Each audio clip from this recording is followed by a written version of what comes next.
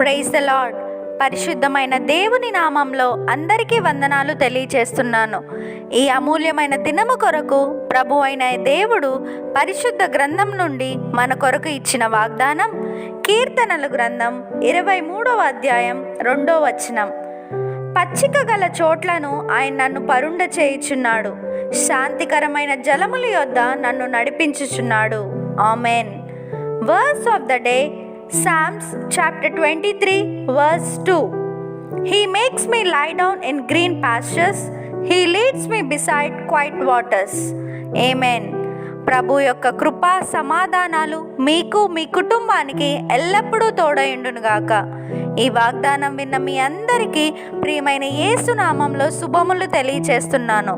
May God bless you and give you the desires of your heart and make all your plans succeed. Amen.